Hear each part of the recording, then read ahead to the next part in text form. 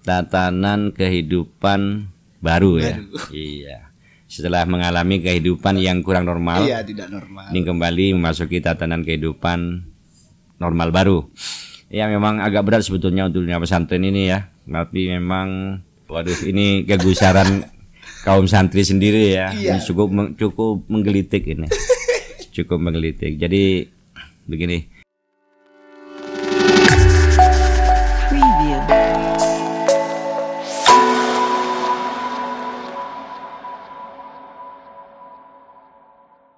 Assalamualaikum warahmatullahi wabarakatuh. Selamat datang di Podcast Santri. Ini adalah episode pertama dan saat ini saya berada di kediaman salah seorang yang mungkin bagi saya tentu akan menghadirkan sebuah diskusi yang berisi kali ini. Saya berada di rumah Kiai Haji Abdussalam. Assalamualaikum Kiai. Waalaikumsalam warahmatullahi wabarakatuh. Apa kabar Kiai? Alhamdulillah sehat walafiat. Senang bertemu kalian. Ya terima kasih, ini saya sudah boleh main-main ke rumah, merepotkan buat panggung karena memang kami belum punya studio nih. Gak apa-apa. Alhamdulillah dikunjungi, ini sebuah kehormatan buat kami. Untuk anak-anak muda yang kreatif, ini sudah merupakan langkah yang sangat baik. Mohon doanya. Amin. Ya, untuk teman-teman yang belum tahu Kiai Haji Abdussalam ini, saya manggilnya Gus Dus atau gimana ini? Biar kayak Gus Dur begitu ya. Yang gus-gusan lah. Takut nanti ngos-ngosan. Ya panggil aja apa yang Anda suka. Oh, ya, siap. Biasa dipanggil Bapak, Siap. cukup lah buat saya. Abah juga ada yang manggil Abah, iya. terserah aja. Siap. Jadi bagi teman-teman yang belum tahu, beliau ini adalah pengasuh Pondok Pesantren Al Hidayah. Ya. Pondok Pesantren Al Hidayah ini di Parit Naim, di Desa Sungai Malaya, Kubudaya.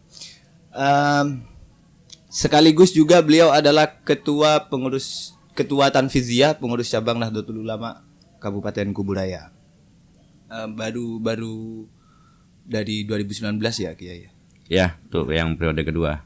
Ya, siap. Dan tahap periode pertama itu melanjutkan kepemimpinan Kiai Haji Abdullah karena beliau meninggal. Kemudian ini periode yang kedua, baru 1 tahun berjalan untuk di ketua PCNU. Ya, siap. Ini yang pertama nih yang ingin saya bicarakan ini sebetulnya di masa new normal ini. Nah, di masa new normal, kebiasaan baru begitu ya. Bahasa Indonesianya itu kebiasaan baru. Ini kegiatan pesantren ini bagaimana Kiai? Ya, tatanan kehidupan baru ya. Baru. Iya. Setelah mengalami kehidupan yang kurang normal, Iya, tidak normal. ini kembali memasuki tatanan kehidupan normal baru. Ya memang agak berat sebetulnya untuk dunia pesantren ini ya. Tapi memang animo daripada masyarakat, tuntutan masyarakat agar anaknya tetap kembali ke pondok pesantren.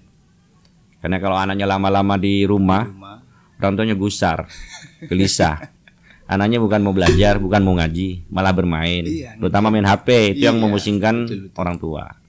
Jadi orang tua lebih cenderung anaknya segera kembali ke pondok dan beraktivitas menuntut ilmu di pondok pesantren. Dan pesantren kami Al Hidayah, ya anak-anak udah pada kembali dan belajar seperti biasa. Walaupun di kehidupan new normal ini ya memang situasinya agak berbeda. Kita anjurkan untuk maksimal memakai masker, jaga jarak, dan agak mengurangi komunikasi dengan orang luar gitu ya. Terutama orang-orang luar yang mau berkunjung ke pondok pesantren kita batasi. Ya, Anda bisa bertemu langsung, tapi harus melalui beberapa tahapan-tahapan. Ya. Ada protokol lah. Ada seperti protokol. Kita ikuti protokol pemerintah. Karena bagaimanapun Betul. pandemi Covid ini berbahaya. Betul. Jadi kita lebih baik berhati-hati sebelum terkena daripada nanti ketika terkena, Sudah kena. waduh luar biasa sekali dampaknya dan membuat kita semua nanti bisa panik semua nanti karena takut menular kemana-mana. Jadi lebih baik kita ikuti apa yang dijadikan protokol kesehatan oleh pemerintah. Iya. Ya meskipun juga saya itu dari dulu termasuk orang yang berpikir bahwa pesantren itu adalah tempat yang relatif aman untuk COVID selama memang ada banyak pesantren yang saya itu melihat ya memang ada pembatasan untuk bahkan termasuk orang tuanya dibatasi mengunjungi anaknya di Iya. pesantren karena memang ya selama pesantren ini hidup normal seperti dulu bagi saya ya relatif aman untuk COVID karena kan ya santri juga dilarang untuk keluar demikian ke pasar itu kan juga tidak diperkenankan begitu ya. Baik, iya betul itu. Jadi kehidupan di dalam normal sih sebetulnya sebagaimana biasanya beraktivitas, ngaji, sholat, ya bermain namanya juga anak-anak. Tetapi memang kita ada pembatasan-pembatasan. Tentu tidak normal sepenuhnya begitu ya. Kalau musim normal biasa itu sebelum-sebelumnya kan anak bisa pada hari-hari libur tertentu bisa keluar ke pasar. Tapi untuk saat ini di masa pandemi COVID di era new normal ini memang ada pembatasan-pembatasan lah, termasuk hari-hari berkunjung orang tua. Dan itu pun melalui tahapan-tahapan dan ya harus melalui ikut aturan protokol lah, hand sanitizer ya, cuci tangan dulu cuci gitu tangan, kan. menyediakan tempat cuci tangan Kita sebanyak-banyak. siapkan hand sanitizernya, kita siapkan cuci tangannya, kita siapkan masker. Walaupun memang ada kesulitan, masker itu kan nggak boleh dipakai terlalu lama, lebih dari 4 jam. Dan itu ya kalau yang masker yang bisa dicuci. Tapi nama juga anak-anak Iya betul. kadang udah dipakai beberapa kali udah dipakai pakai lagi lama-lama hilang. Ya kewalahan juga memang akhirnya pada hari ini banyak tidak pakai masker. Ya mereka merasa aman saja tapi kita selalu khawatir dan kita berupaya memang pembatasan komunikasi atau kunjungan dari orang luar ke dalam itu memang kita batasi. Iya. Kan lebih baik menjaga-jaga ya. Betul. Iya, Lebih preventif. baik. Preventif daripada nanti kuratif, harus iya. mengobati begitu Iya. ya. Tetapi sebetulnya cukup ya namanya memang ini pandemi ini ya memang membuat semua tatanan sosial berubah memang ya. Iya. Karena ya saya pun kadang berpikir apakah bisa kembali normal ataukah kita akan hidup ya terus-terusan secara new normal sekiranya gitu. Ya kita berdoa saja kepada Allah dan kita di pondok bersama anak santri selalu istighosah agar dijauhkan dari wabah, dari pandemi ini dan semoga pandemi Covid ini segera pergi berlalu meninggalkan kita semua khususnya warga Indonesia. Itu aja yang kita harapkan. Ya mudah-mudahan segera berlalu, namanya juga musibah ya. Iya. Allah sudah memberikan teguran melalui musibah ini dan kita mudah-mudahan umat manusia pada umumnya bisa mengambil pelajaran di sini dan banyak juga pelajaran dari pandemi Covid ini untuk sadar akan kesehatan, jaga imun. Jaga imunitas. Tapi yang paling penting juga jaga iman. Ketahanan mental, ketahanan fisik, iman dan imun itu penting. Iya. Ini karena gangguan-gangguan iman juga kuat ini, bukan hanya gangguan imun. Tapi ya insya Allah di pondok pesantren itu imannya digembleng terus mudah-mudahan lah dibina ya dibimbing anak-anak imannya lebih kuat. Imunnya gak ada yang kurang karena kurang ya gizi segala macam itu iya. Iya, tapi mudah-mudahan tetap aman selamat terhindar dari Covid gitu aja.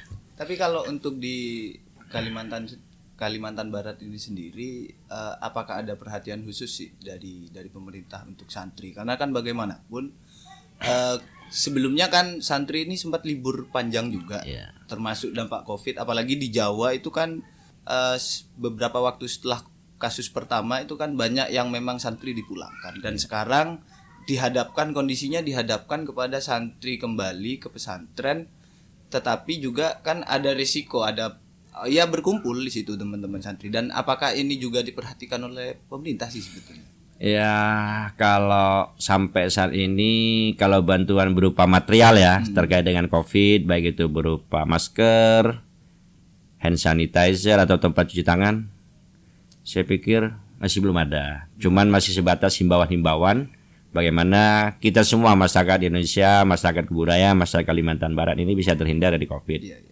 Protokol-protokol kesehatan itu saja.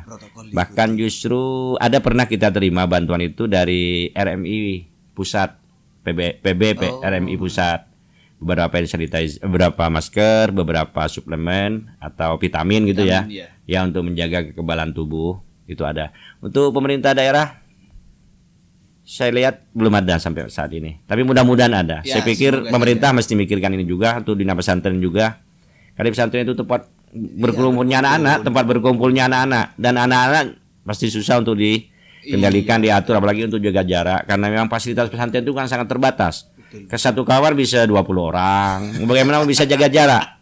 Maka Padahal kamarnya ukuran ya ada yang 4x6, 4x4 begitu ya, cukup berdesak-desakan lah. Apalagi kalau sholat berjamaah, apalagi kalau ngaji bareng.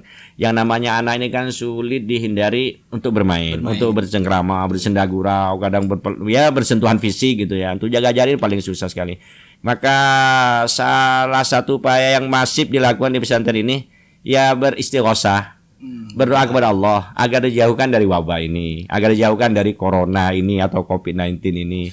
Iya, itu salah satu ikhtiar batin yang kita upayakan. Karena untuk secara ikhtiar ini kita udah berupaya untuk mengikuti protokol kesehatan, tapi memang betul-betul sulit. Namanya juga anak-anak ya. Karena kan memang juga ya namanya virus itu kan dia tidak bisa kelihatan, ancamannya tidak bisa terlihat sehingga Iya. ya biarkan mereka yang dokter, yang profesor ya bergelut ikhtiar di bidang keilmuannya mencari entah itu vaksin atau apapun lah. Sementara kita ini ya yang santri ya berdoa begitu loh. Ya, usahanya masing-masing lah Iya, ya. tetapi kan lewat semua jalur. Iya, betul. Iya. Tapi kan tetap semua kalangan itu harus mengikuti ya protokol. Iya. Ya, tentu kita berharap bahwa meskipun sepertinya masih agak lama, tetapi tetap harapan bahwa COVID-19 ini segera berlalu. Selalu kita harapkan demikian. Iya, amin. Semoga segera berlalu. Amin. Saya sebetulnya ingin berdiskusi tentang santri sih. Iya. Jadi kan ini masih baru dan ini adalah episode pertama podcast santri ini dan sebetulnya lahirnya podcast santri ini sendiri adalah keresahan saya bersama teman-teman di podcast santri ya, di tim podcast santri. Ya sebetulnya idenya ya berawal dari warung kopi juga, tempat-tempat kami nongkrong gitu. Keresahannya adalah ya santri itu hari ini kan mendapat stigma kurang baik dari masyarakat, khususnya ya secara nasional lah demikian. Entah itu stigmanya, saya pikir ada anggapan di luar sana yang menganggap bahwa ya santri itu tidak bisa apa-apa.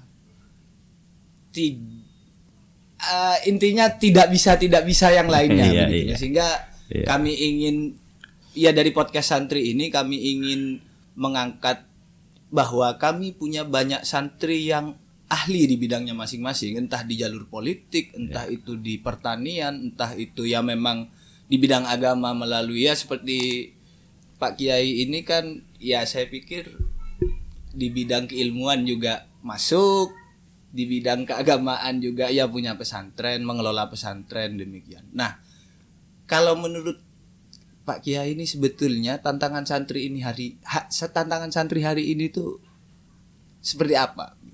Ya, baik. Waduh, ini kegusaran kaum santri sendiri ya. Iya. Ini cukup menggelitik ini. Cukup menggelitik. Jadi begini, emang di era saya belajar dulu dengan era sekarang tentu tantangannya beda-beda. Kalau saya dulu kan hidup di sebuah kampung yang tantangannya relatif minim dan sangat sederhana. Tapi yang tadinya kampung sekarang udah berubah menjadi pinggiran kota dan bahkan di tengah kota. Nah, tapi secara umum bahwa santri saat ini harus berorientasi kepada kebutuhan pasar, kebutuhan umat gitu ya, kebutuhan umat. Jadi santri, pondok pesantren itu kan banyak variannya. Jadi orang tidak bisa berasumsi kalau orang pergi ke pesantren itu hanya bisa baca kitab kuning, betul. Ya kan? Nggak bisa hidup. Sebentar.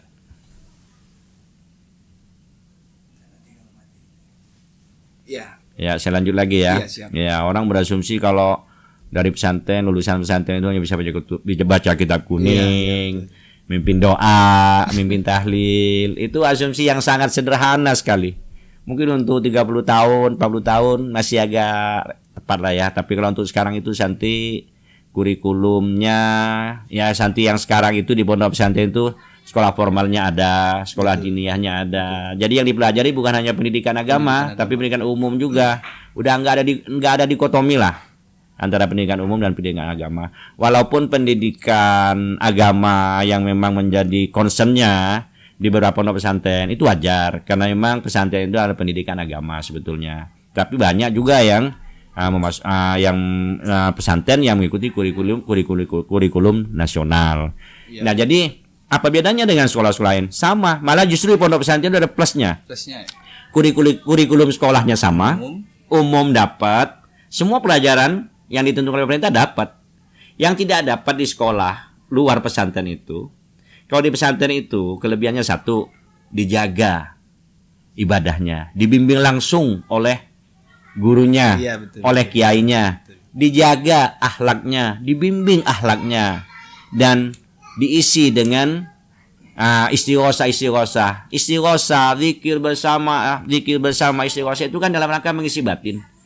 Dalam rangka mengisi batin supaya hatinya lembut, dan ketika hati lembut gampang dibawa untuk kebaikan. Tapi kalau hati tidak keras, qasat qulubuhum, hatinya mengeras, susah untuk diajak kebaikan. Malas belajar, malas sholat, malas ngaji dan lain sebagainya. Tapi kalau hatinya lembut, itu gampang diajak untuk benar. Maka aspek ini yang nggak ditemukan di luar pondok pesantren. Ya, jam sekolah orang tua adalah lepas tangan, urusan orang tua. Tapi kalau di pondok pesantren 24 jam dipantau terus oleh kiainya, oleh gurunya. Sehingga ketika ada apa-apa yang kurang baik, itu langsung bisa dibina untuk lebih baik lagi gitu. Ya, saya memang dulu pernah bertemu dengan salah satu teman saya itu dia dari Jakarta. Iya. Sejak SD dia itu mempunyai kecerdasan yang cukup baik, agak unggul lah. Kalau istilah teman-teman tuh bibit unggul lah, kira-kira demikian. Dan ketika dia berangkat ke pesantren itu banyak tetangganya yang mau jadi apa? Mencibir ya? Iya, begitu. Demikian. Seakan-akan pesantren itu nggak bisa apa-apa begitu ya? Begitu. Lulusan pesantren kira-kira mau jadi apa begitu? Iya. Dan memang sebetulnya kan hari ini kita melihat bahwa pesantren ini sudah sangat variatif begitu. Iya.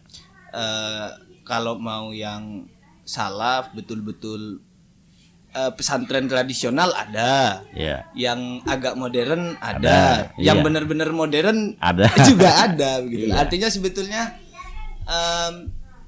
ya pesantren itu seharusnya bisa menjadi alternatif bagi setiap orang tua begitu. Iya.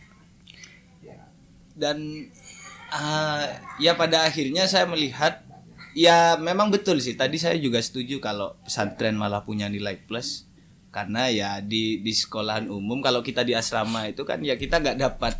Kan begini ya, saya pikir untuk saat ini kan gangguan-gangguan sosial ini sangat banyak sekali. Ketika kita berada di, katakanlah anak-anak itu berada di rumah, pagi berangkat ke sekolah, yang jarak sekolahnya dari rumah lumayan jauh. Kadang apa yang terjadi dalam perjalanan menuju sekolah, pulang sekolah, atau dari sekolah sendiri, kadang orang tua nggak mampu mantau. Sehingga ketika umpama katakanlah jam 2 siang, anak-anak pulang sekolah, belum tentu langsung pulang ke rumah. Tanggal layap dulu, main dulu. Ini kan tak terpantau. Kalau dia berteman dengan orang baik, mungkin jadilah dia baik. Tapi kalau dia salah pilih teman, kena teman yang tidak baik, mungkin dia bisa menjadi tidak baik. Nah, faktor-faktor itu sangat mempengaruhi kehidupan anak kita sekarang. Apalagi lingkungannya, anak-anak cenderung main ke warnet, anak-anak cenderung nongkrong di warung-warung kopi, ya browsing, warnet, game dan lain sebagainya. Main Mobile Legends. Di rumah juga begitu, di dalam kamar sekalipun bukannya tidur ya. Tapi berasik masuk dengan gadgetnya HP-nya gitu ya. sudah miring kan. Iya. Nah, jadi banyaklah hal-hal yang dan hal itu dilakukan terus-menerus, itu efeknya juga kurang baik. Nah, kalau di pesantren ini anak-anak kan lebih terjaga, baik moralnya, ibadahnya. Ya, anak-anak juga disibukkan dengan kegiatan-kegiatan yang positif, sehingga kecenderungan dan dunia pesantren itu agak tertutup dari dunia luar, sehingga polusi sosial itu ya agak kurang lah begitu. Nah, ini yang menjadi kegelisahan orang tua sekarang, memasukkan anaknya ke pesantren itu salah satunya itu. Daripada anak di rumah, kadang orang tua sibuk, anak tak terpantau. Anak pulang sekolah, orang tua nggak di rumah, anak nggak betah juga di rumah. Ketika orang tua nggak ada di rumah, anak pulang ke rumah nggak ada orang tua, nggak betah juga. Akhirnya dia keluar cari teman, bersosialisasi dengan temannya. Bersosialisasinya bagus, tapi kalau salah pilih teman, nah ini yang berbahaya. Betul. Nah, maka ketika di pesantren kan diawasi, dan anak-anak santri itu biasanya lebih cenderung lebih menghormati gitu ya, dan lebih takut kepada gurunya, lebih hati-hati Iya, kepada betul. gurunya begitu. Nah, yang paling penting ini kan begini dalam kehidupan ini kalau menurut saya. Pintar itu penting. Siapapun orangnya kepingin pintar, dan semua orang tua menginginkan anaknya menjadi orang pintar. Tapi lebih penting daripada pintar itu menjadi orang baik. Iya. Nah, harapan kita semua orang tua anaknya menjadi pengen menjadi anaknya baik. Dan harapan semua orang tua pengen anaknya menjadi baik. Tapi bukan pintar yang didahulukan, tapi baiknya didahulukan. Nah, di pesantren itu dididik anak supaya menjadi baik. Baik akhlaknya, baik ibadahnya, baik hubungannya dengan Allah, hablum minallahnya, baik baik akhlaknya kepada sama manusia, hablum minannas. Nah, kalau udah baik, anak ini udah benar, udah baik, nanti mutiara-mutiara ilmu itu akan nampak, berkilau, akan kelihatan. Tapi apa artinya pintar? Kalau nggak baik, ya kan? Hilang semua kepintarannya ketika dia baik. Katakanlah umpama dia hebat, profesor, doktor, umpama, tapi dia melakukan sesuatu yang tidak baik, umpama. Atau katakanlah dia developer, atau dia kontraktor, pemborong, dia curang dengan bangunan yang dilakukan. Kepintarannya digunakan untuk curang. Nah, kan menjadi tidak ada artinya. Tidak baik. Menjadi tidak baik karena tidak baik, menjadi tidak baik, dan Iya, betul. itu juga menjadi stigma. Tapi kadang nih ketika santri melakukan perbuatan yang miring sedikit, wah heboh gitu ya. Tapi kalau orang bukan santri kayaknya biasa-biasa aja. Iya. Iya. Saya kembali lagi ke depan, perlu kita tegaskan. Nah, saya ulangi lagi, menjadi orang pintar itu penting. Tapi lebih penting lagi menjadi orang benar. Benar atau baik gitu ya. Benar, baik itu kalau udah benar dan baik itu kepintarannya akan muncul, berkilau ilmunya itu nanti, dan dia menjadi orang yang Apakah hebat. baik itu bisa diartikan sebagai ya merupakan manifestasi dari akhlak? Ya, kalau baik itu ya, kalau dalam bahasa Arab itu kan khair ya. Betul. Khair itu sebetulnya kebaikan yang universal. Kalau kebaikan itu universal. Jadi seperti contoh umpama nih, kalau orang terjatuh, kita bantu dia, kita tolong. Orang sakit tidak punya biaya, kita bantu kasih biaya. Dan itu satu kebaikan. Dan semua orang dimanapun dia berada pasti menganggap itu satu kebaikan. Kebaikan itu suatu hal yang universal. Bagaimana orang itu menjadi baik, sehingga dia mempunyai karakter yang baik begitu. Nah, ini yang kita tempat terus untuk menjadi orang baik. Dan itu yang harus kita tanamkan. Ini penting ini, nanti supaya nanti ilmu mendorong untuk kebaikannya. Yang paling penting lagi, ya maaf, orang tua sekarang ini ada yang kadang permisif pada anaknya. Dalam arti ya terkesan agak acuh gitu dan membiarkan.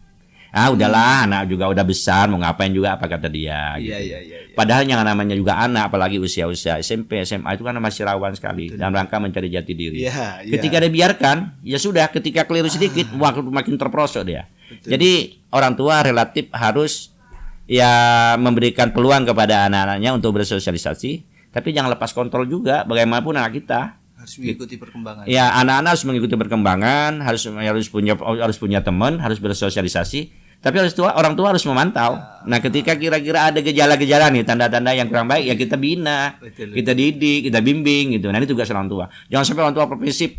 Wah, udahlah biarin. Wah, anak juga udah pinter juga, apa kata dia. Nah, ini yang berbahaya nih orang tua kayak gini nih. Kadang bawa pacar ke rumahnya, nginep di rumahnya juga dibiarin, udahlah anak zaman sekarang juga gitu. Itu orang tua permisif. Nah, kayak begini nih kadang nih yang menjadikan anak menjadi kurang benar jadinya begitu. Iya. Ya memang ketika tadi berbicara tentang benar dan baik, pintar dan baik itu saya memang jadi teringat dengan quote-nya Mbah Mun.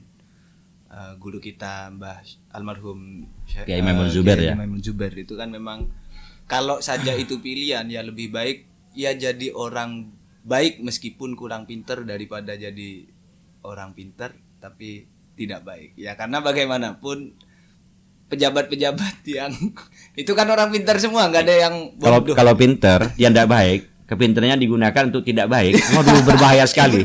Berbahaya, iya. Tapi kalau orang pintar, kalau orang baik, walaupun tidak begitu pintar, dia akan lurus gitu. Hidupnya akan lurus karena dia orang baik. Tidak merugikan orang lain. Tapi ketika pintar, tapi dia nggak baik, bisa merugikan orang lain.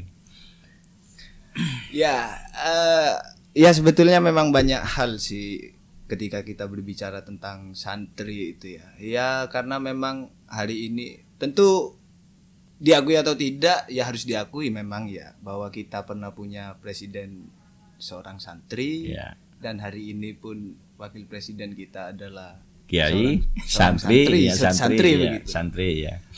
Ya meskipun status sosialnya bukan lagi santri begitu. Iya, iya, iya. Tetapi Ya kiai. santri dalam pengertian sosial lah ya. Betul. Ya memang ya dan masih banyak di posisi-posisi lain yang tidak hanya jabatan politik itu ya yang banyak santri juga yang memegang peran-peran penting begitu entah di perekonomian, sektor perekonomian demikian. Dan sebetulnya saya juga ingin bertanya tentang ini nih santri dan pendidikan ke-NU-an juga nih. Kiai. Ya. Saya dulu nyantri sekitar 7 tahun. Ya. Nyantri sekitar 7 tahun. Dan entah saya saya sepertinya tidak merasakan begitu ya. Tetapi pada akhirnya saya menyadari pentingnya saya ber-NU itu adalah ketika saya kuliah. Nah,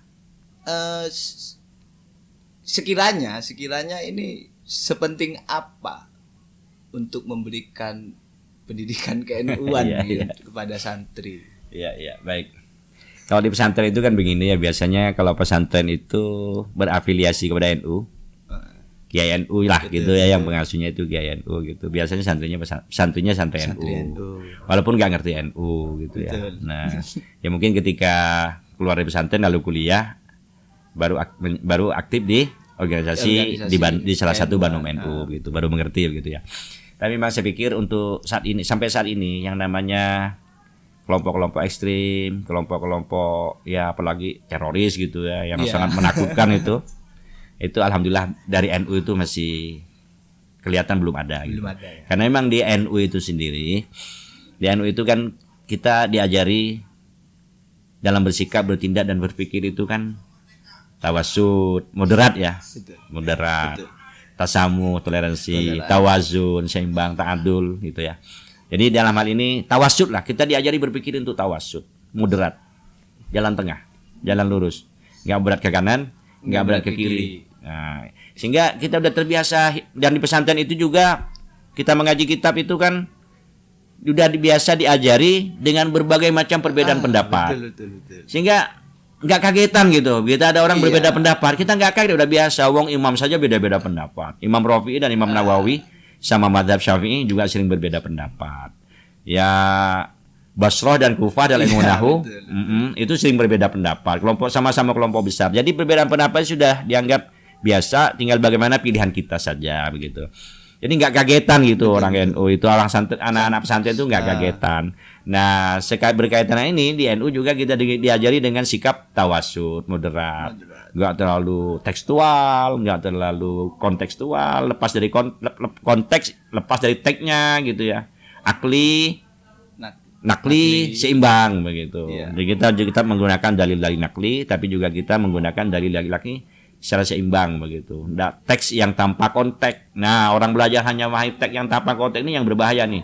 Nah, ini cenderung nanti menjadi radikal, ekstrim kanan gitu. Kalau istilahnya Gus Baha itu khawarij. Khawarij, iya. Bisa khawarij ini ya. Iya, jadi ayatnya sama. Al-Qur'an itu 32 sama, kita pahami semua sama. Cuman kadang interpretasi yang tidak sama, tapi ketika menginterpretasi teks-teks wahyu itu dengan persepsinya sendiri, nah itu yang berbahaya itu nanti. Jadi harus memahami konteks-konteks pendapat-pendapat para ulama yang lebih luas sehingga kita bisa menjadi lebih menerima dengan perbedaan dan menjadi wasatiyah gitu ya, menjadi lebih moderat. Ya, jika begitu maka ya saya juga kemudian menyadari bahwa ya selama saya di pesantren mungkin memang tidak ada pendidikan ke-NU-an formal, tetapi artinya tadi kan setelah penjelasan itu bahwa santri itu sebetulnya diajari dengan cara-cara kehidupan NU dengan bahsul masailnya bahwa berbeda itu biasa saja gitu. Nggak ini ya, nggak kagetan gitu ya. Iya, beberapa itu biasa. Ya, kita jadi itu salah satu pelajaran berdemokrasi juga sebetulnya, iya. Terakhir nih sebetulnya saya ingin bertanya satu hal tentang pendidikan. pentingnya pendidikan, entah itu formal ataupun informal, tetapi entah ya, ini keresahan saya pribadi bahwa ada perbedaan kualitas atau jurang pemisah pendidikan kita di daerah dengan di pusat. Sehingga satu saat saya pernah punya cita-cita untuk melanjutkan kuliah di luar negeri begitu ya. Tetapi pada akhirnya saya mengundurkan diri dari cita-cita tersebut karena ketika saya di lembaga kursus bahasa Inggris ketika di Kediri waktu itu, saya berjumpa dengan teman-teman dari pusat, dari Jakarta. Akhirnya merasa bahwa ya memang sepertinya saya belum waktunya begitu. Nah, untuk orang tua nih, saya pikir kadang orang tua ini ada yang menganggap bahwa ada mindset yang mengatakan bahwa buat apa sih kuliah tinggi-tinggi, itu aja yang nggak kuliah kaya, itu yang kuliah S1 biasa-biasa saja. Iya. Begitu ya? Ada itu Pak Kiai, ada itu. Ya, pendidikan itu penting. Pendidikan itu penting ya. Jadi bagaimanapun pendidikan itu sangat penting. Iya. Karena dengan pendidikan itu orang bisa melihat dunia ini dengan segala isinya, Betul. dan dari segala sisinya begitu. Artinya pandangannya luas. Semakin tinggi pendidikannya, semakin banyak ilmunya. Iya. Nah, orang kalau mau berubah jadi yang biasa-biasa, mau menjadi orang luar biasa, investasinya itu memang Iya, di pendidik. investasinya kepada pendidikan. Ilmu pengetahuan lah ya. Iya, ilmu pengetahuan. Jadi maka dengan ilmu hidup menjadi cerah, dengan ilmu agama hidup menjadi terarah, dengan budaya dengan seni hidup ini menjadi indah. Nah, bayangin kalau ketiga-tiganya kita dapat semua itu, udahlah cerah, terarah, dan indah. Waduh, mati masuk surga lagi. Hidup aja di dunia udah cerah, terarah, indah, mati masuk surga. Kan luar biasa itu. Iya. Nah, dan untuk mencapai kebahagiaan, kata Imam Syafi'i itu kan, untuk mendapatkan kebahagiaan dunia harus dengan ilmu. Karena kita emang hidup dunia. Wa man aradad dunya fa alaihi bil ilmu. Wa man fa alaihi bil ilmi, wa man aradal akhirah fa alaihi bil ilmi. Wa man aradal ma fa alaihi bil ilmi. Kalau mau bahagia di dunia ya harus punya ilmu tentang keduniaan. Kalau mau tak bahagia di akhirat ya harus punya ilmu akhirat. Kalau mau bahagia dua-duanya ya kedua-duanya kita peroleh. Wong ilmu agama, ilmu itu juga ilmu Allah semuanya. Betul. Al-Quran itu membahas semua aspek segala macam ilmu itu di Al-Quran sama. Jadi kalau kita belajar Al-Quran, semua ilmu kita pelajari sebetulnya. Betul. Tidak ada dikotomi ilmu ini, ilmu dunia, ilmu akhirat gitu ya. Ilmu Allah semua itu. Ya, artinya saya sebetulnya punya alternatif cara berpikir bahwa menurut saya ilmu itu tidak menjamin perekonomian, tetapi dengan ilmu Anda bisa mendapat mencapai perekonomian yang lebih baik dengan ilmu demikian. Sehingga harus dipisahkan bahwa memang mencari ilmu itu bukan membuat orang kaya demikian ya. Iya. Jadi begini ya, kalau kata Nabi itu al ilmu afdalu minal mal. Ilmu itu lebih baik daripada harta. Dan itu hujahnya, argumentasi yang diutarakan oleh Sayyidina Ali itu sangat banyak sekali. Ilmu itu memerdekakan orang. Iya. Kalau harta itu menghambakan orang. Punya harta nggak punya ilmu, setiap hari sibuk ngurusin hartanya terus. Bahkan tidak sempat nikmati. Menjadi budak hartanya. Menjadi budak harta. Tapi dengan ilmu dia merdeka. Dan dari ilmu semua bisa didapat. Maka ketika Nabi SAW ditawari ilmu tahta wanita, pilih ilmu. Ketika pilih ilmu, yang lain ngikut. Dapat, begitu, iya. Maka ketika kita punya ilmu, jabatan bisa ngikut. Karena dengan ilmu kita punya sesuatu yang sangat berharga, sehingga yang lain bisa ngikut. Jabatan bisa ngikut. Orang punya jabatan bisa jadi gubernur, bupati, bisa jadi presiden. Ya karena dia punya ilmu, bisa jadi kiai, bisa jadi profesor dan sebagainya. Dia karena dia punya ilmu. Jabatan-jabatan yang lain ngikut karena dia punya ilmu. ilmu itu seperti mutiara gitu ya. Walaupun disimpan di mana aja, walaupun kadang kurang terasa, kadang kurang bersih, ketika dibersihkan dia tetap memancarkan kilaunya. Di mana aja berkilau. Orang pintar itu begitu. Jadi kalau mau merubah nasib ya harus dengan berilmu.